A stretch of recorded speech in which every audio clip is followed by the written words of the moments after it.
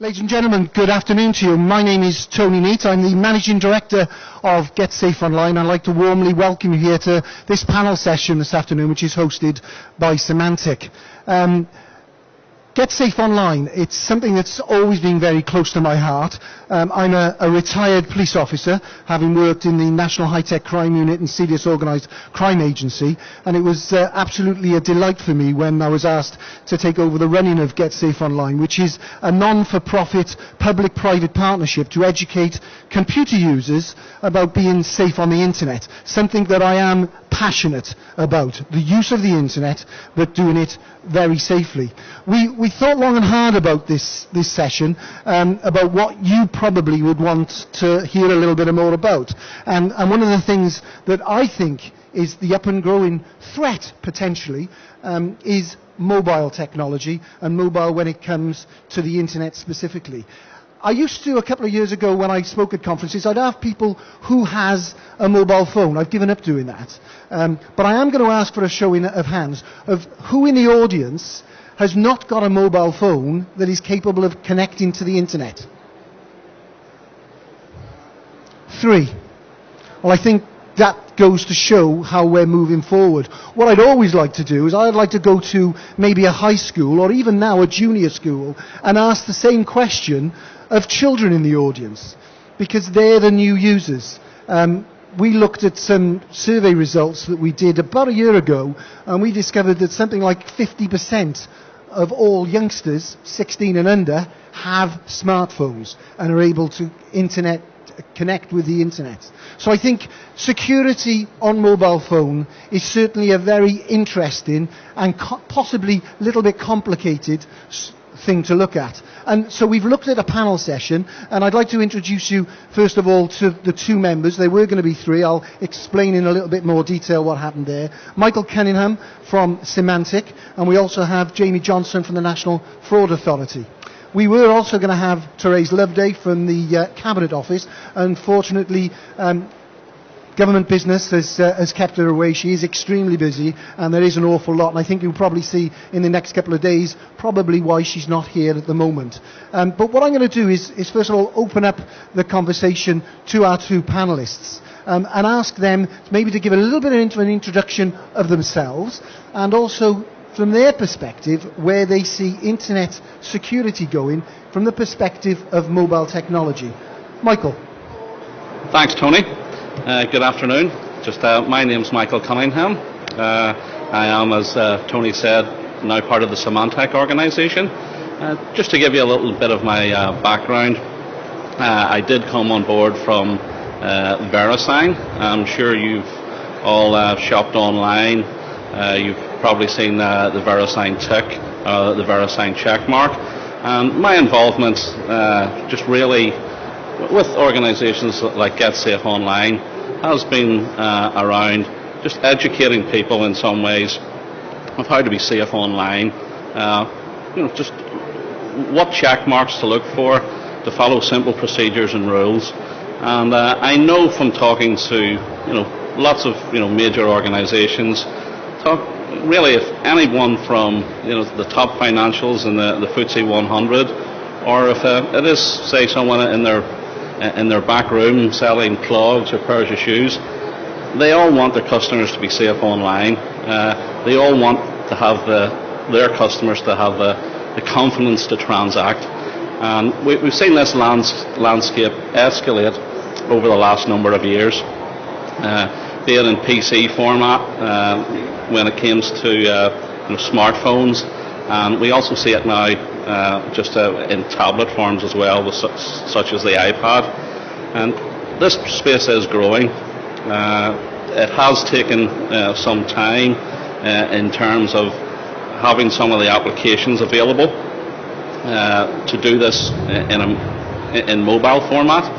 And I think from our perspective, when people develop some of these tools, I think it is at the forefront of technology, but they really do look at, sometimes at the last minute, okay, we want to deliver this to the consumer market or to our employees, but sometimes the security piece on that is something that they think about at the last minute.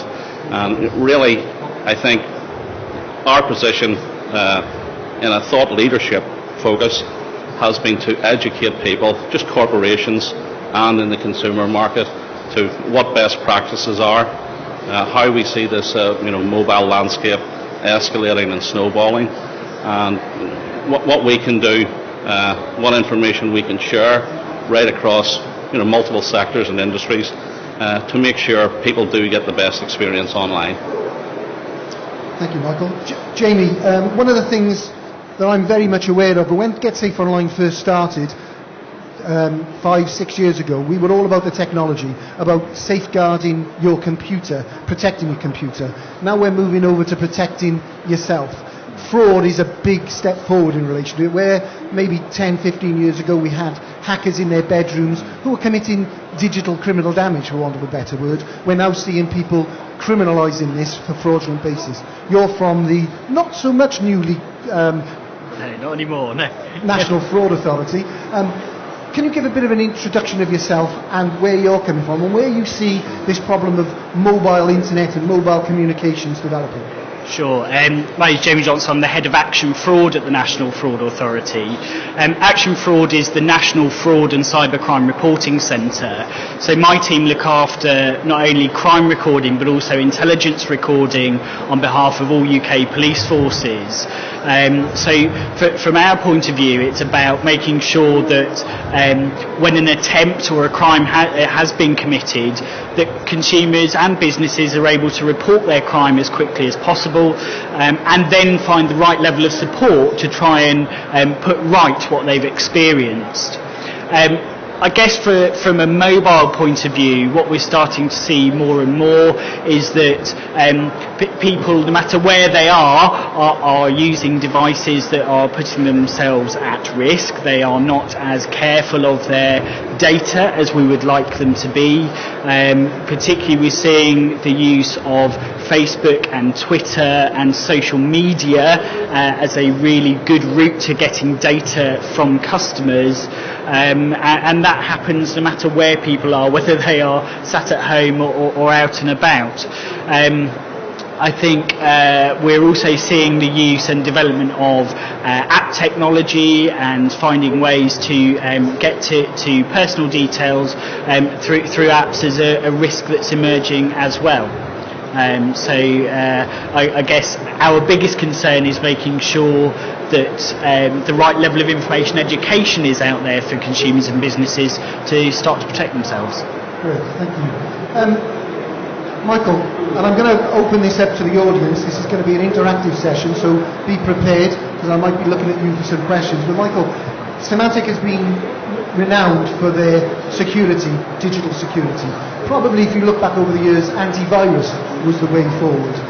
I haven't spoken much about antivirus over the last probably 4 or 5 years, because 95% of people now automatically have antivirus on their machines, and hopefully they keep it up to date. What we haven't been doing is putting antivirus on our mobile technology, but that's changing. Can you give us an insight in relation to the new threats that are developing? Does it affect all the mobile phones that we've got? What should we be doing? Should the second thing we do when we buy our new mobile smartphone is going to you and getting some antivirus?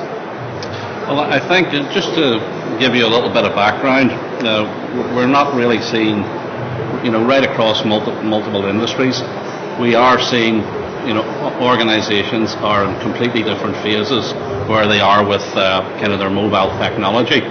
So if just looking at it, we've probably identified 3 phases of where we, actually see this, or we see organisations.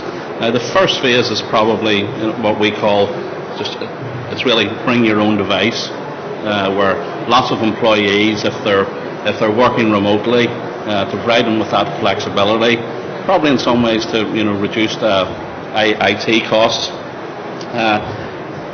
There's an accommodate phase, what we would call an accommodate phase, where organisations are allowing people to be just more flexible in that way. Now, what that leads on to is what we call more of an accessibility phase, where organisations are starting to build, private applications, or even just public applications where they are providing some content on their organisations. The third phase is probably people that are a little bit ahead of the curve, and that's where we are starting to see mobile enterprise applications going online. And when we get to that phase, you talk about antivirus or having the right credentials or securing those right across the enterprise. We probably see there's three specific areas that we need to look at. I think just number one in that is having some form of access control. We've looked at a number of strong authentication, which I'm sure plenty of you have here, in terms of where you would have a second factor authentication, where you would maybe have just a password that is dynamic, that changes every 30 seconds. So that's to affect access control of who can actually get online and get into the specific applications. One other important factor is, of course, the data. So it's making sure that the people that do have access, there are stringent controls around data protection, data leakage protection. And then I think the third area is, for some areas of sensitive information, some form of encryption is required. And I think those are the three key areas that just we are hearing more and more about, and we think are important in terms of mobile technology. Great. One of the things that Get Safe Online has done last year and is doing again this year is some research in relation to how we use our mobile phones, and three specific areas. And I can probably summarise what some of the answers were. We asked people how many have smartphones, and that was roughly 50% of the population now, certainly over that when it comes to children, have smartphones. We asked them how many of them synchronised their smartphones with either their laptops or their desktops. Again, round about 50%. And then when we asked the very specific question of how many people put a PIN code or a password on their mobile phones, it was well under 50%. We go on and we talk about security on PCs and on laptops. We talk about security potentially on mobile phones. But 50% of people lose their mobile phones in a year. 50%. Now you add all those together. They synchronize, they don't put a password on their mobile phone, and yet all their data. I spoke to a friend of mine because I knew I was doing this only a couple of days ago, and I said, you've got a brand new phone. What do you think of it? He says, fantastic, does everything for me. I said, have you got your bank in it? Yeah. He said, when I synchronize, it automatically synchronizes my favourites from my laptop onto my phone. So I can click on my bank and go straight to the bank website. And I said, you have to put your username and password in. Yeah, that's right. He said, can I have a look at your contacts? Yeah, of course. I said, can you look at your bank? And in his bank contacts was his username and password for the bank that's in his favourites. Did he have a password? It's his fourth phone that he's lost, and he still hadn't had a password put on it. And they're the things that worry me. And that's when we're going to start to see identity theft and fraud, which brings me into you again, Jamie. Yeah, sure.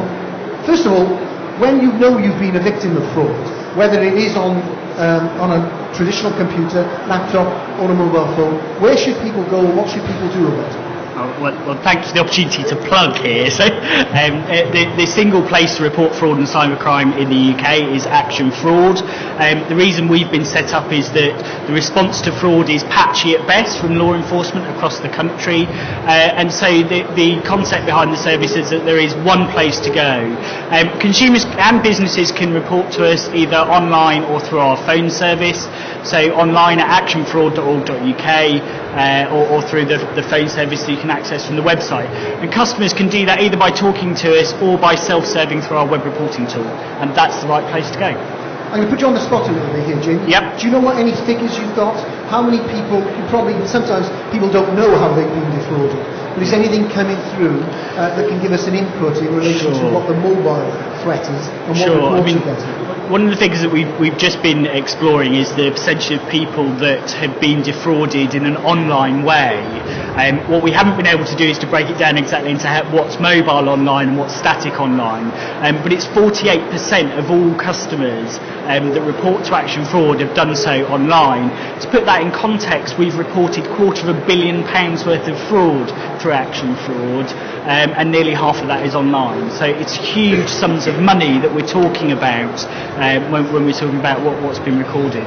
And there's nothing that you won't really take a report on? That's right. I mean, basically you need to be the victim or have the victim's permission to report. So the two that we don't really deal with are benefit fraud and tax fraud, because it's the government that's the victim there, not necessarily the individual. But other than that, we take everything else.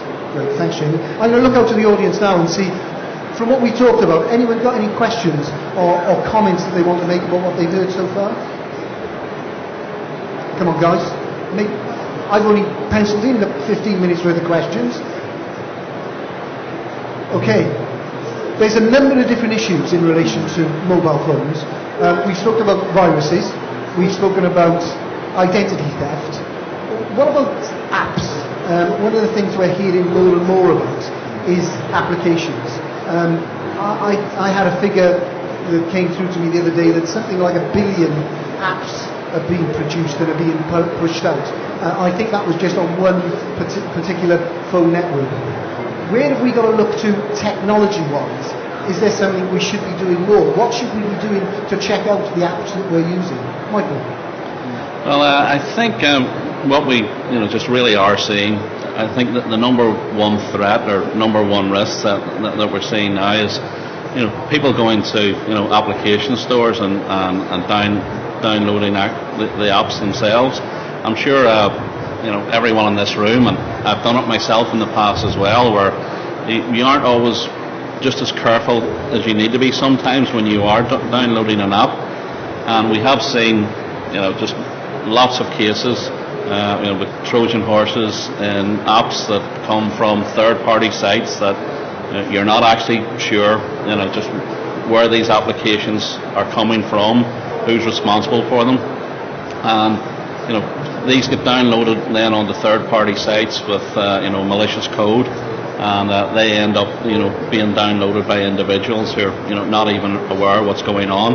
So I think there are a few steps to look at, and I think one particular case is with Android is you should be going to the legitimate Android stores. Also, there's some of these applications that perhaps aren't written in just be it English or be it French or German. Some of the languages, they're coming from parts of the world where we know there is some reputational risk in terms of downloading some of these applications. And I think one other thing is I think you talked about it a little bit earlier, Tony, where when you were downloading these applications, people have a tendency to click yes, have you got access, can I have access to your contents or contacts, can I have access to specific areas within your actual device. And you should always be very wary of allowing that type of access control to another party who in some instances you're not sure who exactly they are or whether this is a legitimate application. Right. Okay. Well, following up on that, I'd like to have a little some research as well in the audience now. We've heard some of the things that have been discussed. Is there anyone in the audience that didn't realise that we're now potentially seeing viruses and Trojans, sorts of Trojans, on mobile phones? Didn't realise? Anybody sitting in the audience that has gone out and got an antivirus product for their mobile phone? Sir, can I ask, why did you make that, and I'm just going to get a mic to you, why did you make that decision that you thought your phone might need an antivirus solution? I'll answer it this way. Yeah, I'll answer it this way, Tony. Mike Hurst, Police Operations Sterling. Nice to see you.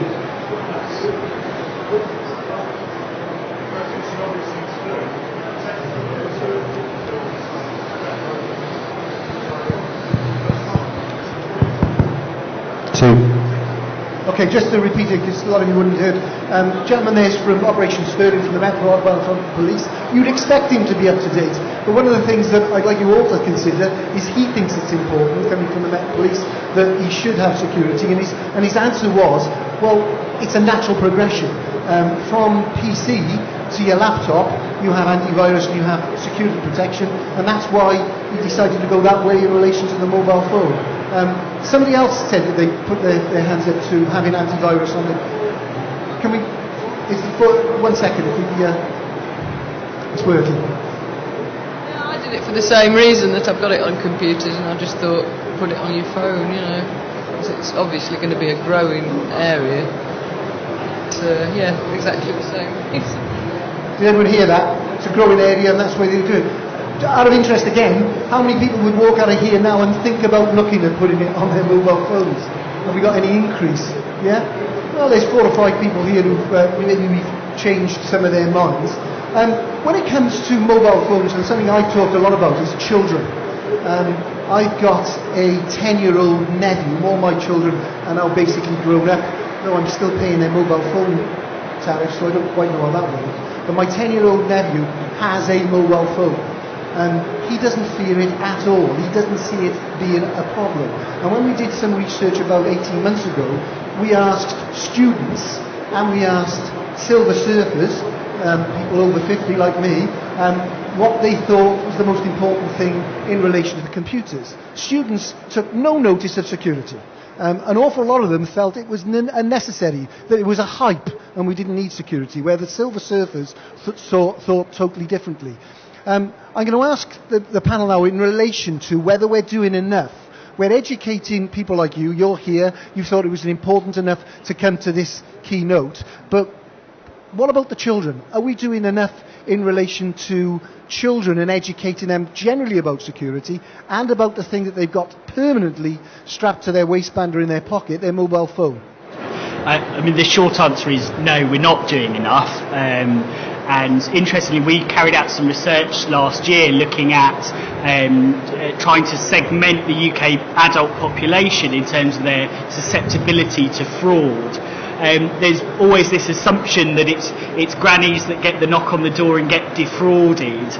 In actual fact, what we found from our research is that the highest risk group are 24 to 36-year-old males who are very, very internet savvy, have lots of mobile devices, and very poor, sloppy virus protection, and therefore they were falling victim to a lot of online crime. One of the other major sections are under 18-year-olds who also are falling victim to online scams, and so we know that we need to do more, particularly with those groups of adults, to try and improve their understanding of the risks they're running by not having the virus protection in place, and then B, the steps that they need to take to protect themselves. Michael, any thoughts? I mean, you've got products related specifically for parents, I know. Sure. How are you looking at that problem and educating children as well? And their parents and their guardians and their teachers? Well, I think you're right. It does all come back in some ways to education. When we look at, if you were walking down the street, would you hand over your credit card details to a stranger in the street? On social networking sites, would you have your children interacting with people that you aren't fully aware of? And I think what we have seen, especially in the mobile space, the onus on security has, to some extent, shifted to the end user. We all know it's a two-way street, and you can have the latest and greatest products, and look at access control, look at restricting sites. We've seen people like Facebook, for instance, with certificates, SSL certificates, that they have made all their applications encrypted. But I think the most important piece is all around education. And what we are working strongly now with is a number of organisations. It's kind of what I would say after the 3 phases I talked about. Phase 4 is gaining a lot more threat intelligence on just where these attacks are coming from, where the critical mass is, what are the sites or the industries or the areas that this is going to become more and more of a problem. But number one, I would say, the onus is on us and each other to educate. And where do you think that education should come from? Is it down to the pupils, to the parents, or is it down to the schools? Or is it a bit of both? Where do you think that education should be directed to those youngsters?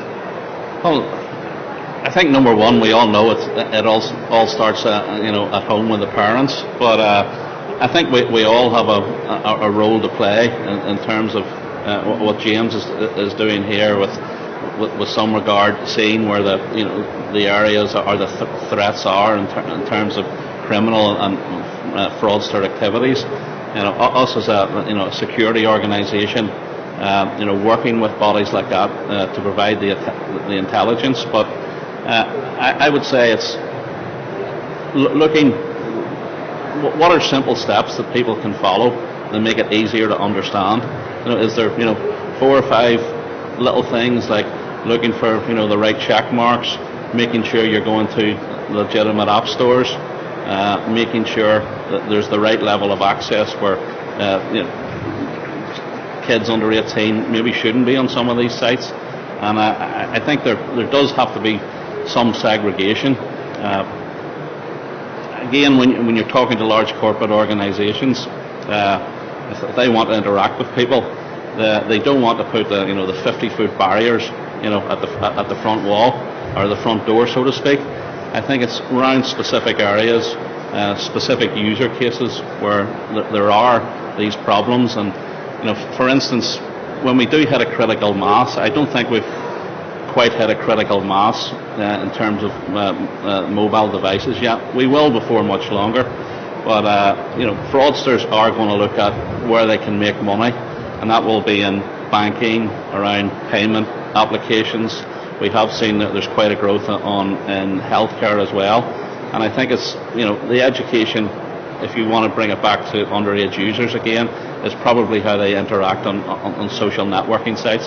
So I think that's where we need to lay down some of the rules. Absolutely. Yeah, I mean, we've also got a bit of an opportunity at this particular point in time where the government is redefining the national curriculum at the moment, and basically there will only be maths and English national curriculum. Everything else will be up to grabs for individual schools. So there's a real opportunity for private sector partners to step in and work with education establishments to start to improve the education of young people throughout the system. The ICT national curriculum and particularly IT GCSEs are being rewritten at the moment. So there is a real opportunity for us to engage with Department of Education and Business Innovation and Skills to start to work on how we can up that level of training in our younger population. Because if we get them, I think we're more likely to then impact your civil servants and your parents. Out of interest, is there anyone from the educational sector in the audience? Anyone we've got? Sir, are we doing enough? We're all obviously educating people, children, in relation to security or to computers. I talked to my brother who, as I said, has got a 10-year-old, and they're doing things about Word, they're looking at publishing, they're looking at all those type of areas. Do you think we're doing enough in relation to schools educating about specifically security and all the issues? I'm probably going to tell me you're not a teacher. If I can just... Slightly different age group. I teach master's level students, but I lecture in e-commerce, but I also discuss aspects of information security and talking about things like viruses, having that protection, antivirus protection on mobile devices is something that I've already been speaking to them about over the past couple of years, so very much in agreement with... Are we seeing a change then in relation to... Because I always got the feeling that students were a bit blasé about security. They were good at what they did, very specific areas of their education, but not security. This is sometimes the perception that I do get, that they are more interested in the convenience aspect rather than the issues relating to the threats that are posed against them. And it is sometimes quite eye-opening for them as we go through these classes, mentioning these possible threats to them. It's one thing that my daughter is a primary school teacher, and my sister-in-law is a high school teacher, and certainly my daughter gets quite frustrated because I've been involved in computer security. I help run Get Safe Online, and she gets quite annoyed the fact that and she's in charge of IT within her school, and she gets quite annoyed that they talk to pupils about technology, but they don't touch on the security. And maybe something that's coming out in the next week or so, the new Cabinet Office cyber strategy, which is due out any time now, maybe that'll take some way. But there is some work being done with it. There's UKIS in relation to looking at what children are doing, being both safe and secure. So maybe it is the way forward. When it comes to that's technology, but when it comes to protecting yourself, one of the things, and it'd be interesting to know from the audience whether they've heard of it, is you've all heard of phishing, I've no doubt. Have any of you heard of smishing? Do you know what smishing is? It's the next movement on from phishing, where you get an email. What you can get now is a text message, which is SMS ishing. So they're now moving into that area, and children are being affected from it. And the first one that I heard of was when the tsunami disaster happened, and a young boy, actually on his phone, I think he was 14, received what looked like a charity asking him for money towards the tsunami. And he went into school and he raised about £90 in the first 4 or 5 days, and as a result of this smishing email, he sent it off. Of course, he sent it off to a criminal that had just, and all that money, that £90, had come from children. So smishing, again, another education. I probably took one of the first phishing emails that came through 5 years ago from Barclays Bank when it moved from Australia, probably longer than that, 7 years ago, from Australia to the UK, and it was big. And I thought phishing would disappear. I thought that given 3-4 years, the education would allow people to realise that there is this thing called phishing and wouldn't respond to it. Clearly, that hasn't happened. We're still seeing very productive emails coming out for phishing, and people are falling for them. Smishing is the latest one. Do you think that's going to be a major problem, and are we doing enough in relation to the education for the new bits that are coming through? Not technology, but just new ways of using the technology. I think no matter how quickly we get the education out there, there's going to be a new way of getting to victims. Fraudsters are very competent at using technology to find new routes to their customers, if you like, and that's always going to change. Smishing is definitely an example of it. We're also starting to see virtual fraud, where people are defrauding people within online gaming communities and virtual societies. So smishing is just one of a myriad of different routes that are going to be out there. What we are doing is trying to build a reporting structure that is flexible enough to enable customers to report anything, regardless of how it's carried out. And are we doing enough to protect consumers in terms of education? Probably not, and the government's investing about 650 million in cybercrime over the next 4 years, deliberately to target that. So I think it's a bit early days to understand where we go next with it, but we're trying to future-proof it if we can. Michael, smishing, is there something that technology can do to help us out with this type of problem? Well, I think we have, I said, it's kind of almost the next phase or the next generation. We have seen phishing attacks, as you said. We thought that really was going to go away, but it just kind of manifests itself in another way. But it comes back again, really. Just you look for the telltale signs, like we did with phishing. There was a technology called extended validation, SSL, where you look for the green bar online. You checked, in the address bar, who the organisation you were dealing with, what authority had kind of issued the certificate, and that did a real-time check in terms of, not the phishing email, but the actual link in the mail itself. Where was that coming from? Did it purport to, be from a legitimate organisation? Did that legitimate organisation match what was in the address bar? And I think when we move into the mobile world, these issues do manifest itself. kind of in the next generation of that. But it does come back to the education again. If it does look too good to be true, you should be very careful. You should be very wary of it. Look for the trust marks. Look for the source of where the actual link is coming from, and do some background checks like you would with anything else. If again I go back to if you're on the high street, check it out. You don't have to buy there and then. You don't have to give your details there and then. If it is asking for information, like very specific contact information from someone you've never contacted before, you should always be very wary of revealing that type of information. I want to move on a little bit to responsibility.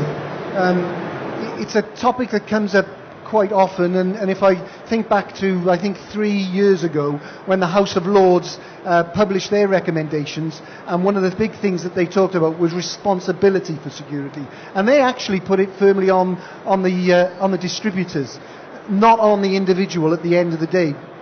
And then I ask the audience if you got any views as to specifically who is responsible for security, and I'm going to make it quite wide, not just in relation to mobile phones, but general security on the internet, when you're sitting at home on your PC or when you're sitting at home on your laptops.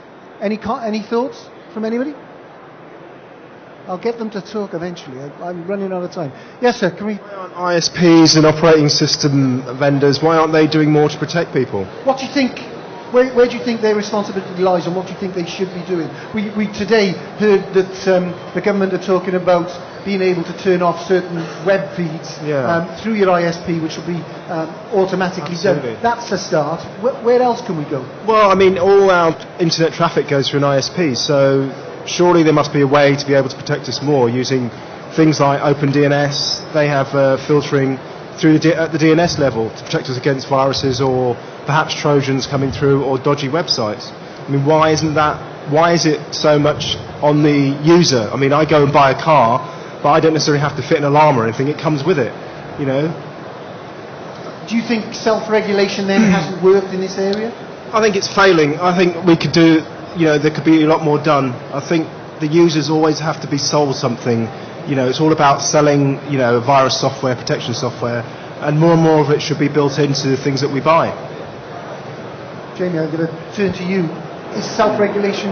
I don't think it is. I don't think self-regulation has worked.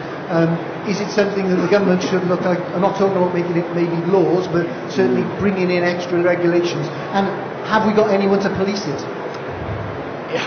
That's not necessarily an easy question to answer. I think in some areas it has performed quite well, but I think there's still a lot more to do. Interestingly, the banking sector have quite an interesting view on this, where they are starting to push more and more responsibility to the consumer, and so they're starting to do things like if you don't have up-to-date virus software and your card details are taken, then actually you, the consumer, share some responsibility for the loss from your bank account, and it's starting to look at, well, actually, is that right? Should the consumer be made responsible for something they don't understand and don't have the capability to fight, or where does it sit? And I don't think we've got the answers to those questions, so I think there is more work to be done by government departments to understand where we should be regulating and whose job it is to do that. I think with the creation of the National Crime Agency next year, I think we'll start to see responsibility for enforcement and prevention fall into different places. Is that the same as regulation? Probably not. So I think there's still some work to do.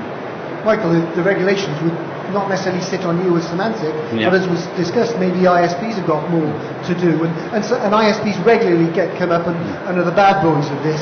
So where do you think we should be going? I think that this is quite a tough one, and there's no easy answer to it, as James has indicated previously. If we look at the World Wide Web or the Internet, or how you want to call it, it is a global phenomenon.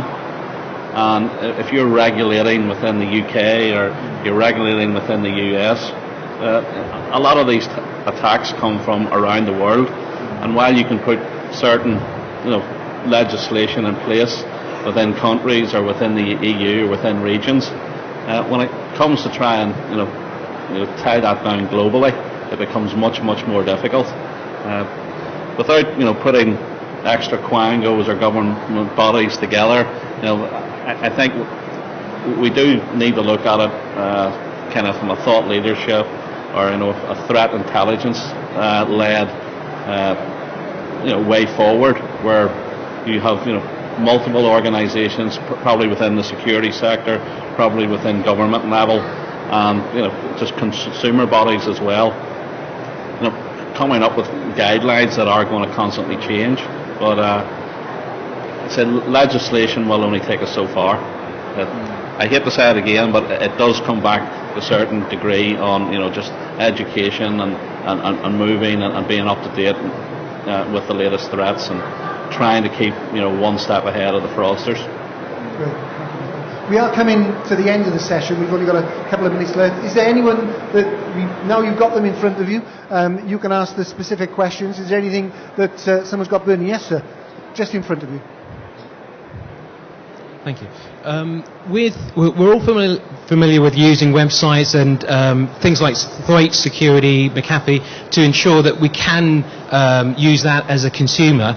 Is there anything developing or any sort of standard like that for, say, mobiles and mobile applications, so that we're not defrauded or basically downloading things like Trojans? Is there anything like that being developed or coming forward at the moment? Well, I think we are. Can you hear me? We are working to develop a number of those applications. I think that's something that there are a number of vendors doing, but it really will look at when we have a critical mass within, for instance, within Android systems or within just the iPhone or the iPad, and I think some of it will be led kind of with when we do come to. There is a critical mass within the payment sector or the banking sector, but there are a number of just antivirus programs or products available, and I think in terms of looking at certain products around encryption and what we call strong authentication, there are things that are available today. I'm quite happy to talk to you about it further if that's something you'd like to listen to. And the other thing, as a result of this, within the next couple of days, we go to getsafeonline.org. You will see a list of places you can get this type of software as well. It's something that I'm looking to push forward. Our mobile pages are growing extensively, so you will be able to get some answers there. I might be able to take one more question. There's one in the audience. Yes, sir. Yeah, speaking of mobile security, a lot of Apple products, iPhone, iPad, I've got that perception that you don't really need to buy any kind of antivirus or anything like that. What's Symantec's kind of view on that? Are they working on products? Is there a need? Do they feel there's a need for that kind of thing? I didn't quite catch the end of that. Apple is saying that all their products are very secure.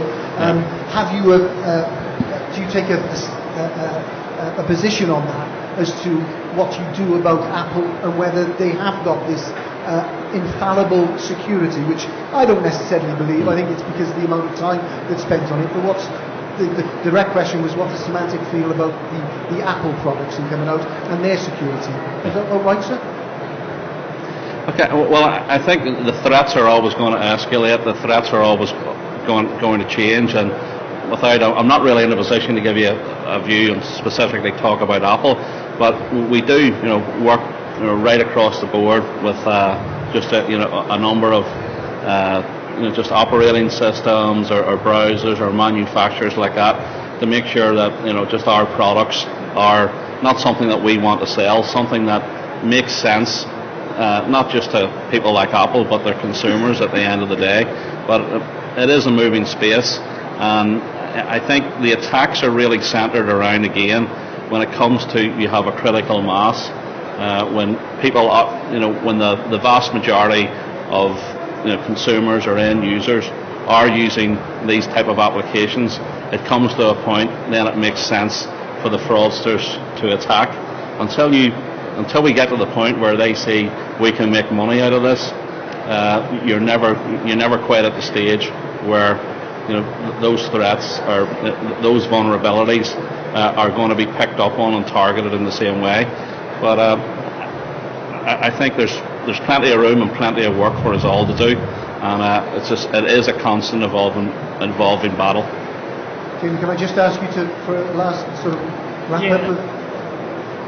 Yeah, so I mean, I think you're absolutely right. It is about critical mass. It's only been in the last couple of years, really, that Apple have been such a big player that it started to be worthwhile for fraudsters to target them. But I think that's exactly where we'll see them going next. Ladies and gentlemen, thank you very much. You've been a great audience. I would ask you if you could put your hands together for the members of the panel for the time that they've given. Remember that we've all got websites, getsafeonline.org. You can visit any time. It gives all the education. And please remember that on the 7th of November is Get Safe Online Week. So we're doing a number of events throughout the week for that. Ladies and gentlemen, I hope you enjoy the rest of the exhibition. Thank you very much for your time.